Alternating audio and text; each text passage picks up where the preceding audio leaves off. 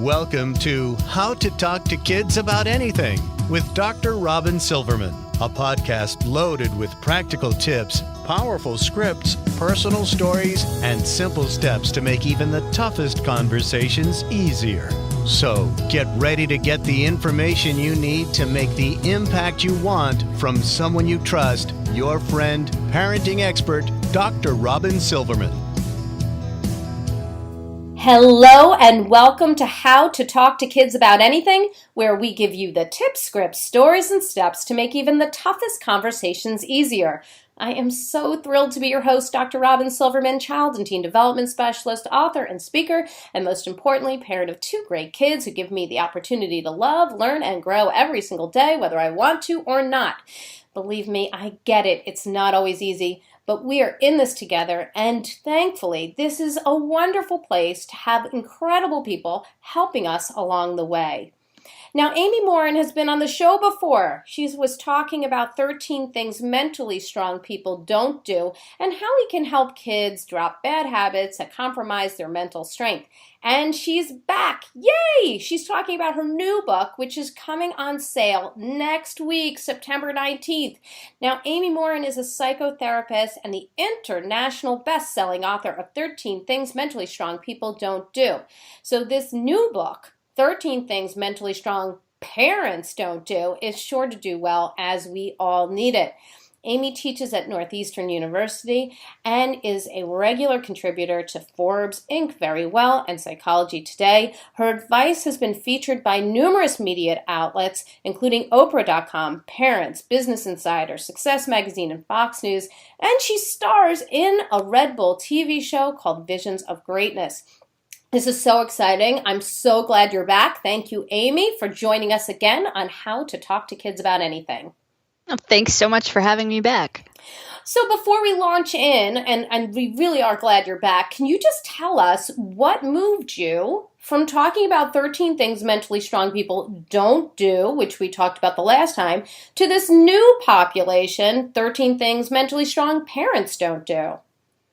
I kept getting the same question over and over in my inbox. People would email me and say, "This is great. How do I teach my child how to be mentally strong?"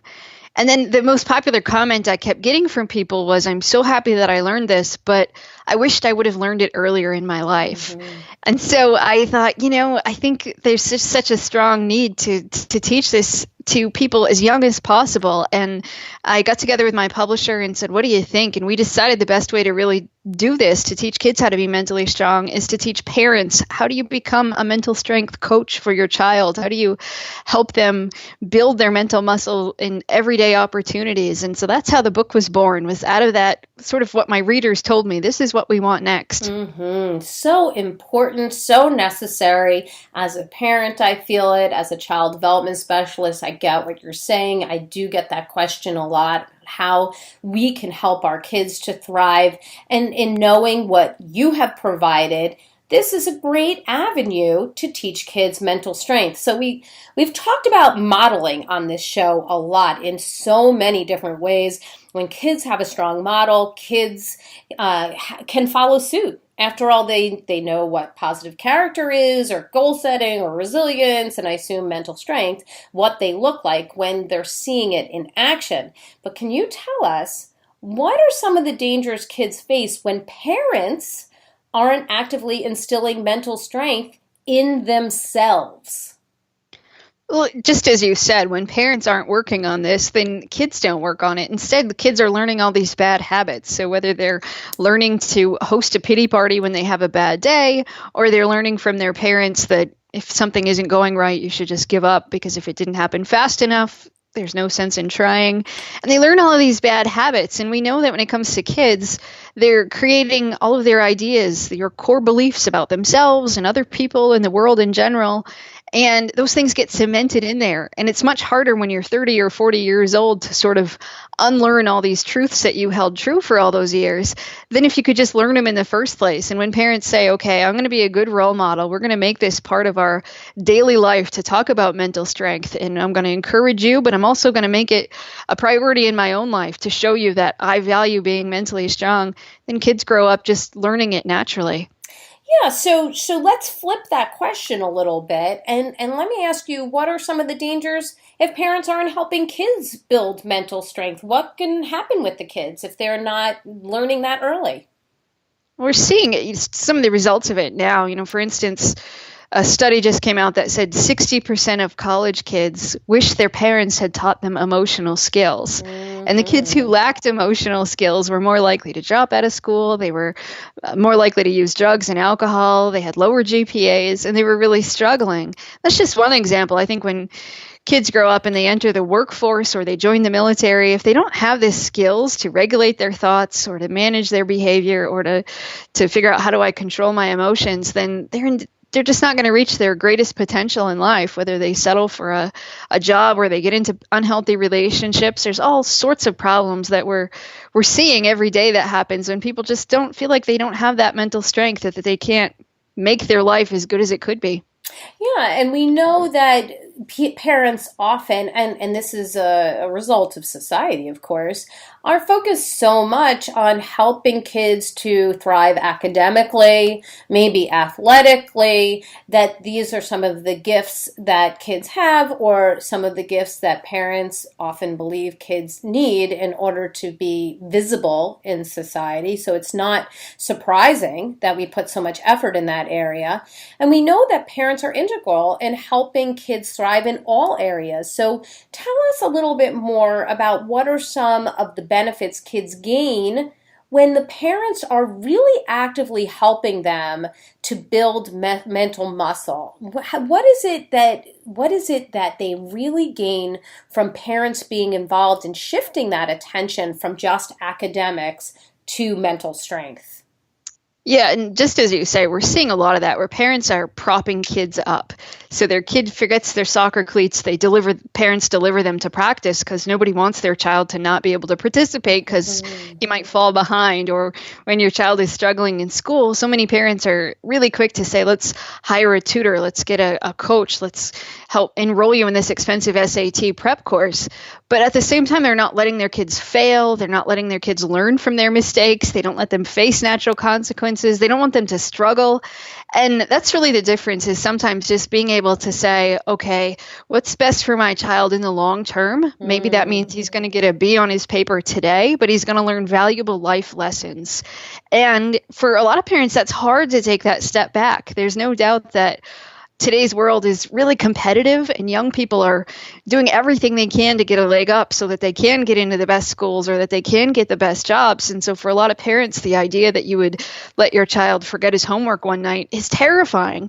But unfortunately, we're seeing these kids that are getting through high school because their parents prop them up, but then they're just not ready for the real world once their parents aren't there to monitor every move. This is making me think of Jessica Leahy. We had her on, and she talked about the gift of failure, and I know that's just one small piece, but she talks about allowing her kid to have, he forgot his homework on the coffee table, and she had to do everything in her willpower to not bring it in because she knew how important it was for him to fail in this way, so that he was able to develop a skill to remember his work. And that's what he did. He was able to create a checklist, which he still uses today.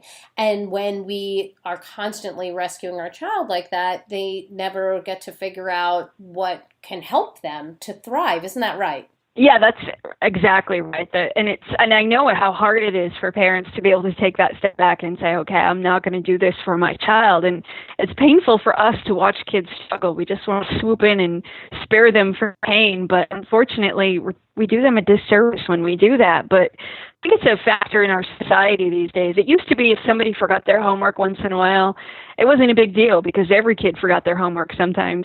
But we have so many parents now that are helicopter parents, where they're really just focused on making sure their kids succeed, that it could just be one missed homework assignment makes you feel like, well, now my kid's not going to get into Harvard because I didn't rush that up there to deliver it to him. Right. And, then it's that pressure that I think that parents are really feeling these days to say, what can I do to make sure I don't want to look like a bad parent? If everybody else has their soccer uniform and my child doesn't, what's that going to happen? How am I going to look? Mm-hmm. And, we have all these issues of parent shaming, and it's competitive in the parenting world too. And so I know that parents are feeling that pressure, and unfortunately it's taking a toll on kids these days.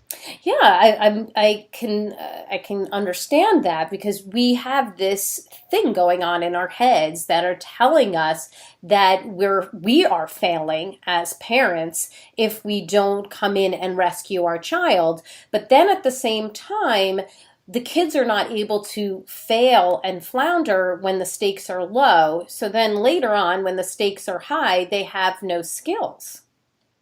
That's it, exactly. And, we're even seeing these days that parents, when their kids graduate from college, parents are going to job interviews with their kids. No, they are not. No. They are. And HR departments are saying that parents are trying to negotiate their kids' salaries, and they're calling the HR department when their adult child receives disciplinary action. So I think it's starting to extend far beyond high school. It's gone beyond college. Now we're talking about the working world, that even when somebody's 25, 28 years old, parents are still trying to intervene because they can't let their child fail now because they've never let them fail before. It's like a compressed childhood, or actually an extended childhood. Just making it last that much longer.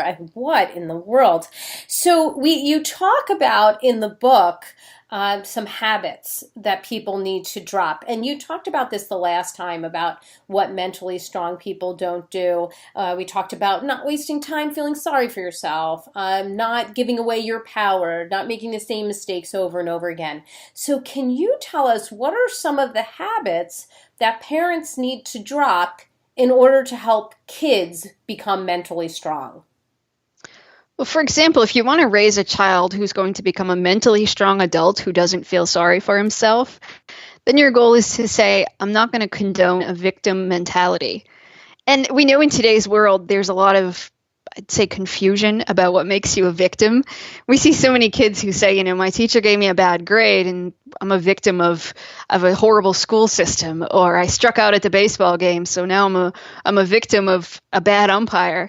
And it's really about teaching children to know that, okay, just because something bad happened to you, you don't have to feel sorry for yourself. You don't have to develop this victim mentality. And when parents can really teach kids that they're responsible for their own choices and that they can go out there and create whatever kind of life they want, you'll instill these core beliefs where your child isn't going to host pity parties when he grows up. Mm-hmm. Absolutely. And I know that you talk about these different things that you don't do. So can you give our parents, and you know what, it's really all for every adult that's working with kids, whether it's a coach or a teacher, really it's anybody, but what are some things that we can do as parents that is going to help build that mental muscle? I know you just mentioned one, which is really helping them to be responsible for their own choices, and of course allowing them to fail. But what are some of the other things that we should absolutely be doing as parents and educators that can help build that mental muscle in our kids? One is that mentally strong parents, they don't give their child power over them. And that goes back to teaching your child that he doesn't have to give away his power, even as an adult. But we see this shift in families these days where I think back in, say, the 50s, we had a very clear family hierarchy. There was the mom and the dad, and the kids were just expected to be obedient. And then, a few years down the road in the 70s and the 80s, the pendulum started to swing where we thought, raising obedient children isn't necessarily the goal. Let's raise kids who can think for themselves. And when all of that happened, it sort of started to shift this family hierarchy. And I think we're seeing the results now that so many families treat their child as if the child was an equal. Mm-hmm. And in my therapy office, I see a lot of kids and families who come in, and the parents are asking the kids questions like, do you think we should move to another city and the child is weighing in, and the parents won't do it if the child says no, or the child will vote on, this is what I think we should have for dinner, and the mom will go ahead and make the child a separate meal and really kids are just given way more power than they should have, and it's not helping them to know, okay, I have limited power in life and here's how to use my power. But instead parents are getting it all muddled. And so one of the ways to take that back is for parents to establish a clearer hierarchy to say, yes, I'm in charge. And yes, I value your input. However, as a wise adult, I'm going to make the decision in the end. So you can tell me how you feel because I value your opinion, but ultimately it's up to me to decide. And you don't have to like what we're eating for dinner. That's okay. Or you don't have to like the fact that we're moving, but as the adult, I'm still going to do it anyway if I think that's in our best interest. So important what you're just saying, because I can imagine that we have people listening and thinking to themselves, well, my kid's opinion matters to me and I want to know what they're thinking. But what you're saying is, and I just want to underscore this, that a parent or an educator or coach has a really distinct amount of knowledge and they're wise, they've been around the block, they've had experience. And so that ultimately the decision is going to be up to that person. I know that we're talking right now about camp next summer, and my daughter and my son, we've been going to different camps and looking at them, and I want to hear their opinion. But I have said to them that mommy and daddy are the ones who are going to make the ultimate decision because we know what's best for you, and we're looking at a lot of different things. I'm happy to share with you what it is that helped us to come to this conclusion. But I just want you to understand that ultimately it's going to be up to us, and it's not going to be about how big this apparatus is or how much playtime you get or how much candy you're going to receive. It's going to be about what we think is best for you. And I think that's really what you're saying here, that it's not that we don't want to hear what our kids think, but that the decision needs to ultimately be up to us because we have the experience and knowledge. That's it exactly. And for parents to know, I'm going to make the best decision based on what I'm thinking and feeling. And sometimes it's not even that a child says, okay, this is what I want, we have to do it. Sometimes it's their behavior. I see a lot of kids who will, throw a fit in the grocery store and the mom is embarrassed. So she says, fine, I'll buy you a lollipop or I'll buy you candy, whatever you want. Just stop crying. And I see a lot of that where kids have sort of figured out these dirty tricks to manipulate mom or dad. I used to work with this kid who would hold his breath, and he passed out at one point. So after that, whenever this little boy would hold his breath, mom and dad would do anything he wanted because they were terrified that he was going to hold his breath and turn blue. Or I used to work with a little boy who mom was afraid he was going to starve to death if she didn't feed him peanut butter and jelly sandwiches, because he'd go on a hunger strike and he'd say, I want peanut butter and jelly. Mom would say no, and he'd say, well, then I'm not eating. And then she'd cave in and give it to him. And so it's really about taking back your power and saying, okay, even if you misbehave, or even if you try to hold me hostage in some way, shape, or form, it's not going to work. Right, it's not. And ultimately we know the kids are not going to starve themselves, and they really are not going to be worse off if they don't get the lollipop. What is going to happen, of course, is that you can create a pattern, and that pattern is that your child gets to decide when you're in the grocery store what you're having for dinner and where you get to go. And I'd like to talk more about those habits that we create, because when we are in a situation, let's say one of your habits is mentally strong parents don't take shortcuts to avoid discomfort. So let's say that we are really in the habit of doing that. Let's say we're in the habit of rescuing our child or bringing the soccer cleats to practice. We're in the habit of bringing the homework to school. We do it every time, and we feel comfortable doing that. Well, let's say that's happening over and over again, and all of a sudden, we've read your book, we've listened to this podcast, and we're like, oh my gosh, that's me. I am doing this pattern, and I want to break it. So how do we then talk to our kids about how we're going to now be tackling some new tough issues, and this is how it's going to go? I'm breaking this pattern, and here's the new regime. Tell me about that. I think it's important, depending on your child's age, to have some sort of an upfront conversation. So if it's a 4-year-old and you say, okay, lately when you scream in the grocery store, I buy you stuff. I'm not going to do that anymore. Today, if you scream, this is what's going to happen. I'm just going to keep shopping, or we're going to take a break and go out to the car. And then when you're calm, we're going to go back in the store. But to really just explain what's going to happen. And if you have an older child, you can explain a little bit more about why that was a bad idea. If you say, lately I have been allowing you to play on your electronics for hours on end because that's easier for me, but it's not good for you. And I don't want you to grow up thinking that it's healthy to watch TV 8 hours a day. So from now on, here's the new rule. We're going to set a limit of 2 hours a night. And after that, this is what you can do instead. You can go outside, you can color, you can draw, you can read a book, but we're not going to do that. And let your child ask questions, let your child complain, throw a fit, whatever it might be. But to know, okay, the first few days is going to be really tough because your child's going to test you to find out if you're actually going to stick to it.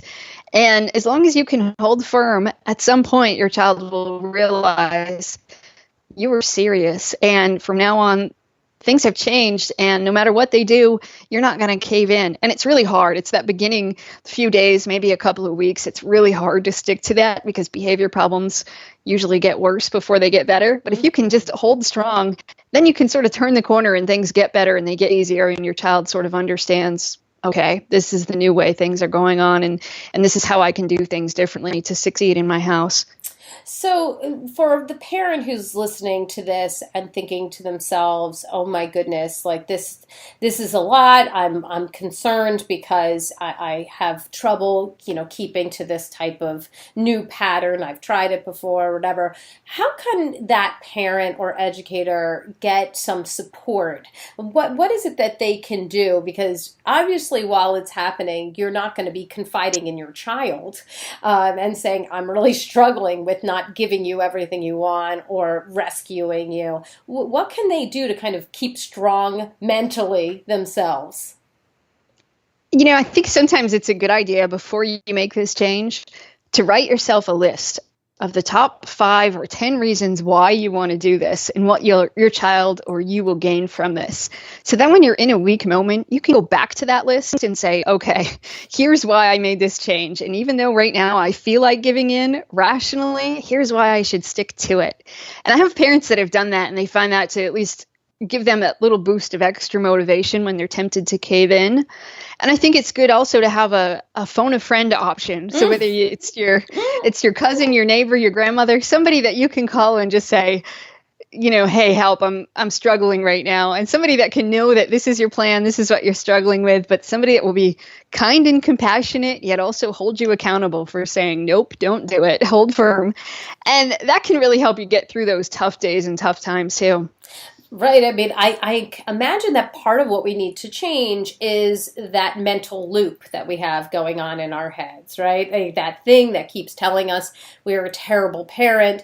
If we don't do X, Y, and Z, that people are going to be looking at us and telling us that we're being terrible. And so I'm imagining that we need to change the verbal message that's going on in our heads.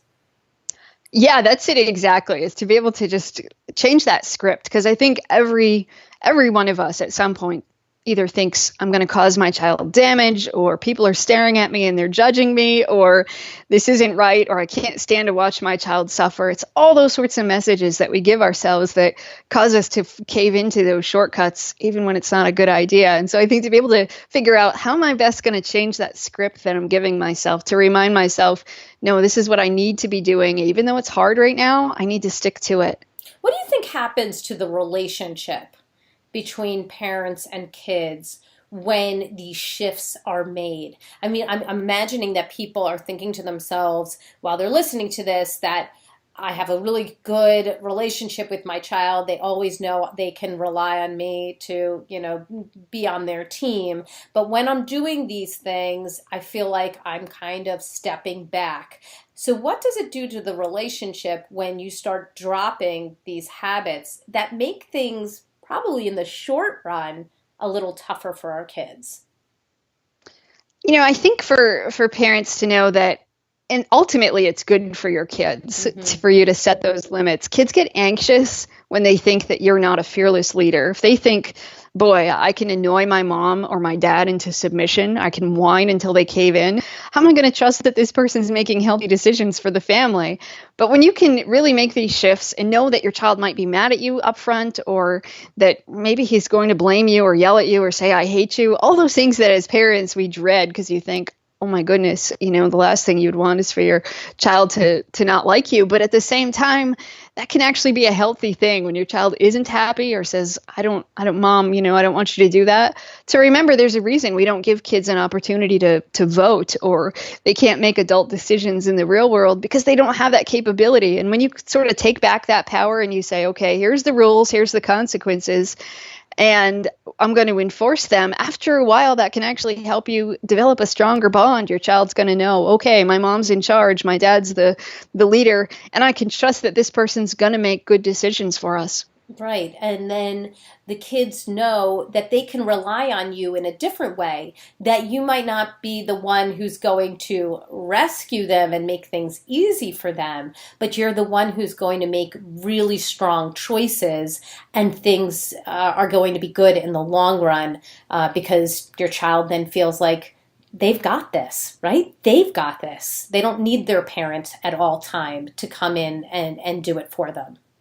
Right. It sort of gives kids the opportunity. It frees them up to say, okay, my job's to focus on me. I can be a kid. I can do this stuff. And also my parents have my back. Even though they might not deliver that homework paper, they're thinking about my future and they're working to make sure that I learn the life lessons I need. So let's talk about what we can do as sort of a follow-up. So we allow our child to fail, or we don't join in the pity party, or we allow our child to make the bad choice. And then what's the follow-up? So then our child is maybe got a bad grade, or they made the bad choice that made their friend angry, or whatever it might be. And now what's the follow-up? Here they are sort of wallowing. They realize, oh my gosh, I made this terrible mistake, which probably isn't that terrible in the long run, but they believe it is. What do we do to then coach them after the fact? One of the exercises in the book is called Connect the Dots. And it's just sitting down with your child to say, okay, let's figure out how we got here. So maybe you got kicked off the baseball team, or maybe you only got a C in math class. Let's connect those dots. Well, how much time did you spend studying? How often did you get your homework done? And you sort of just backtrack with your child. And sometimes for kids who are really visual, you could sit down and even draw a diagram and just sort of go backwards and say, okay, and now if we want to do better next time, what kinds of things could you do so that the outcome might be a little bit differently? And it just is a way to problem solve with your child and help your child say, okay, I'm responsible for my behavior and my choices, and I can have some control on the outcome, and here's what I could do differently next time.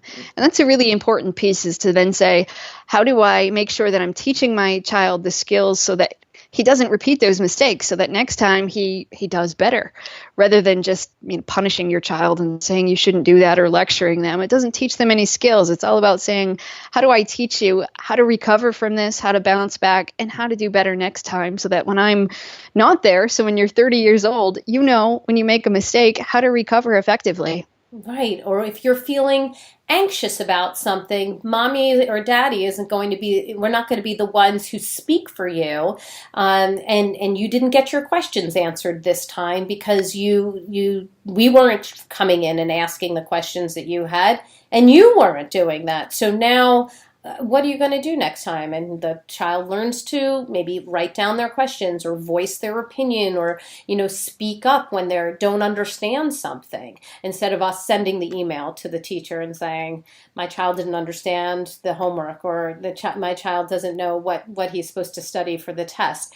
That is a time when they can then think about those things, process it, so that the next time as I talked about this with Lynn Kenny in her podcast, that we kind of move the starting line, don't we? We kind of move their ability, their skill level up a level, so that the next time they're in a different space.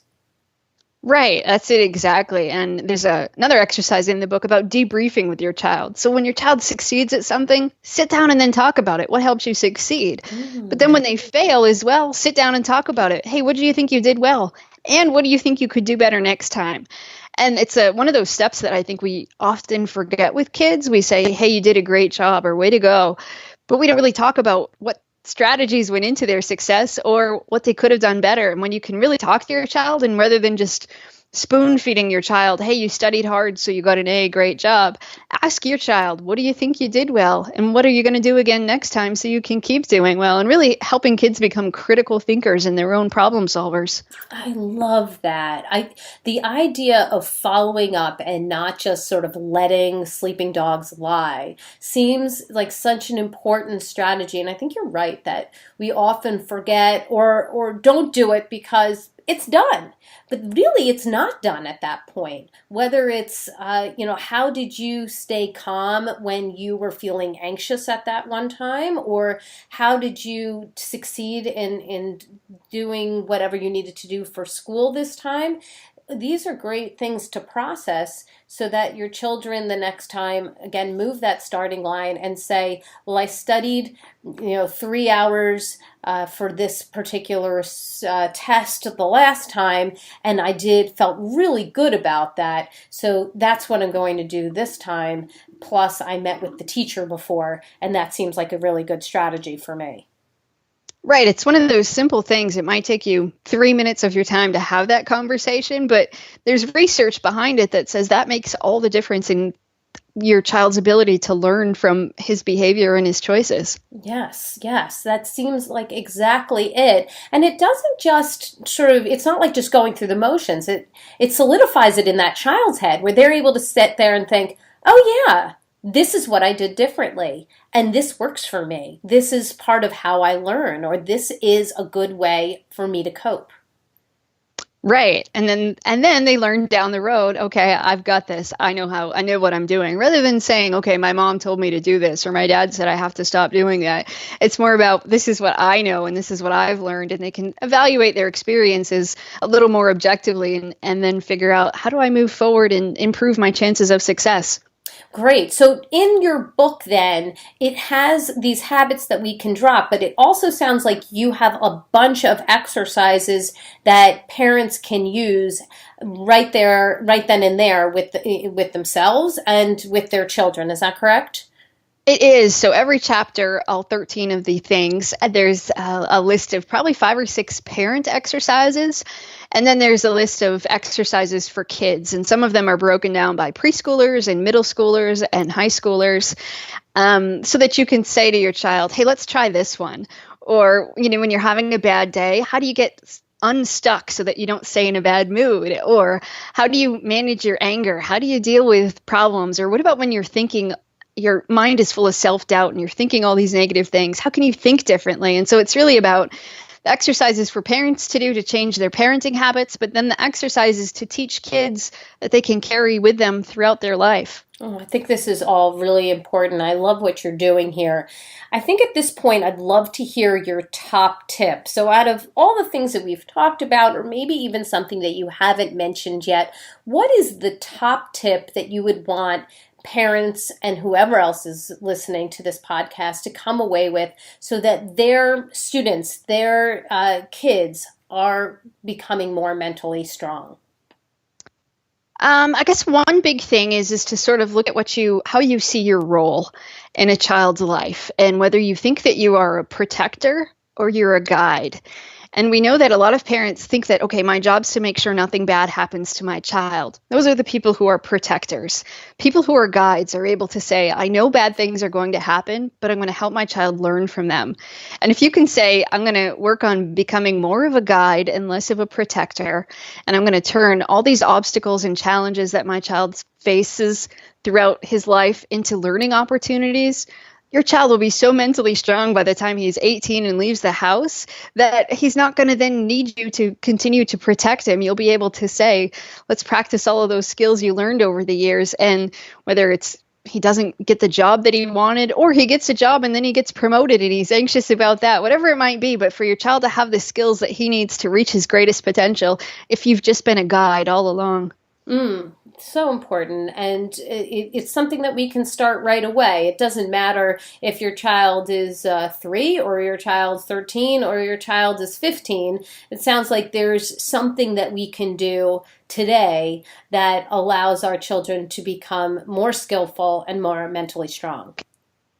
Absolutely. We took a parenting group and sort of tested to see how parents of different ages would do with all of these exercises. And so they go from toddlers all the way up to young adults. And there's 25 to 30 parents who are participating in this and testing out all of the exercises. And no matter how old their kids were, everybody has said, this has helped me do things differently. And it's taught me a different way to interact with my kids. So I think no matter how old your kids are, it's never too late, but it's also never too early to get started. Have you found with that parenting group that you have there that there's been a favorite exercise?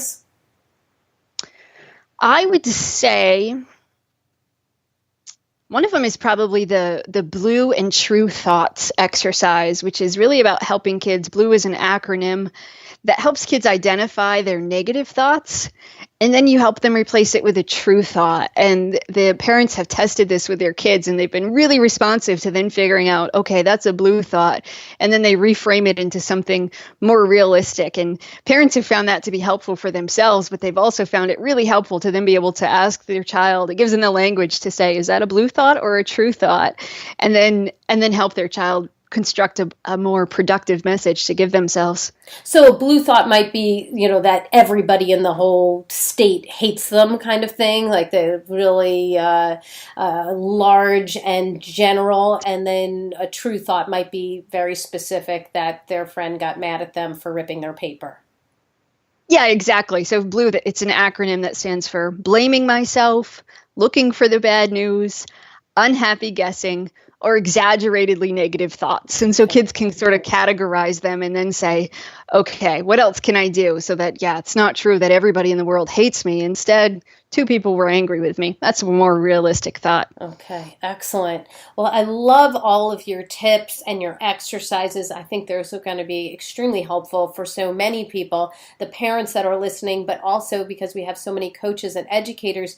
These are things that any adult can do with children to get them thinking about how to make positive choices, how to really come forth as a skillful person themselves, to stand on their own 2 feet and rely on themselves, and knowing, of course, they can always turn to us when things really go wrong, but that the first person that they should turn to is themselves. Yeah, absolutely. And we put some of those people in our parenting group. We have a couple of high school sports coaches, and we also have some educators, just to say, how can you apply this to your practice, even if your children are grown up or you don't have children of your own? And they're finding that they're able to just use some of the exercises and then sometimes work with the parents so that they all have the same language to say, okay, how can we work on this together by connecting the dots or changing blue thoughts? So it's been a lot of fun to see how that can work with other people who have children in their lives in a different sort of way other than a parent. Right. When everybody has the same language across the board, it can really help the children to thrive because they know exactly what everybody is talking about and everybody's on the same page. Right. So give us the resource of the week. Where do you want everybody to go in order to get more information about you, your new book, or anything else that you're offering? And my website is Amy Morin, LCSW, as in licensed clinical social worker.com. And there's lots of information on there about my book. And there's a copy of my TEDx talk, and there's some videos and a blog and lots of other information about building mental strength. And I understand that because we are this is being listened to prior to the actual book launch by 1 week. So tell us, do we get anything special for getting onto your website? Is there any sort of special goodie page?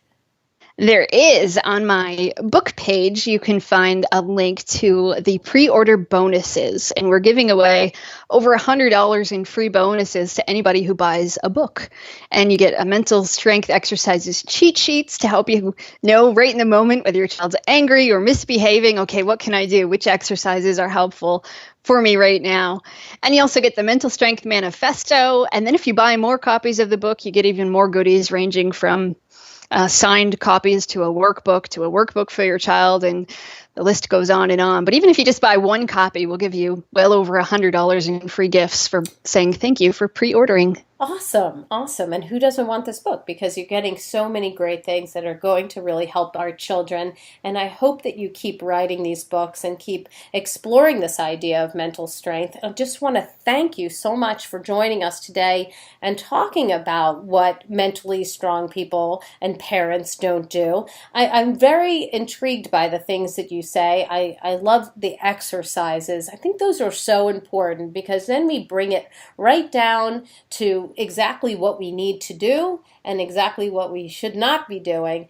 And then we feel like we're making some progress. So thank you so much for coming on and giving us all these great tools. Well, thank you for having me. Well, I've got my takeaways, and sweet friends, I know you have yours. Let's discuss them. Come up on Facebook. Go to facebook.com/Dr. Robyn Silverman, or let's chat about it on drrobynsilverman.com or twitter.com/Dr. Robyn. And don't forget, our friend Amy Morin has her fabulous new book, 13 Things Mentally Strong Parents Don't Do, going on sale next week, September 19th.